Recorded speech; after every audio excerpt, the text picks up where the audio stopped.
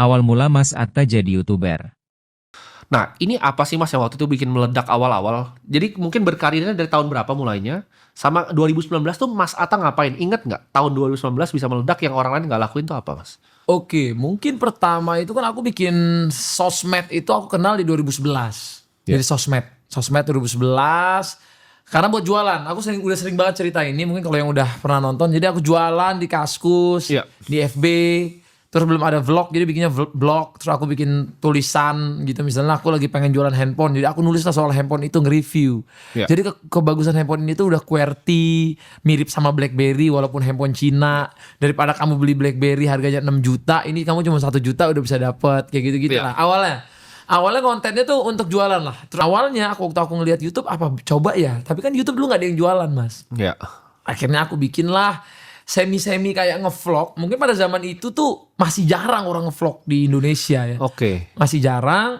Waktu itu udah ada konten kreator kayak Bang Radit gitu udah ada. Yang udah lama-lama, tapi Udah kan Bang Radit lama-lama, background film ya? Edozel gitu. Aku lihat udah ada. Cuman waktu itu aku akhirnya bikin lah channel di 2012-2013 itu aku udah bikin. Nah ketika aku bikin channel itu isinya apa ya? Nah pas aku ngedit video.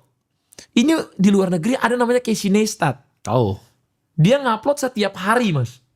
Kok dia bisa? Berarti nggak ada alasan dong. Aku nggak bisa ngupload setiap hari.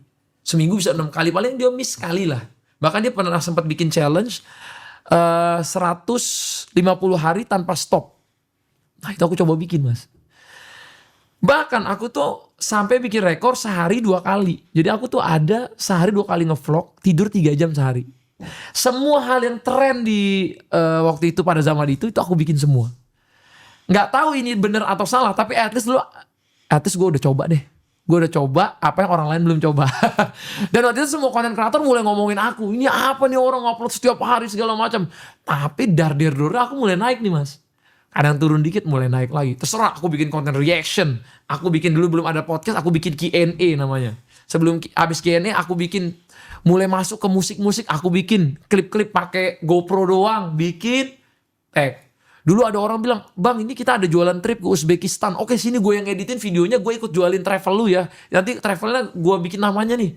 Nanti pokoknya gue lempar ke lu nih pelanggannya. Gue bikinin websitenya segala macam, jual ke dia. Jadi apa aja yang aku ngeliat itu chance, aku bikin, Mas.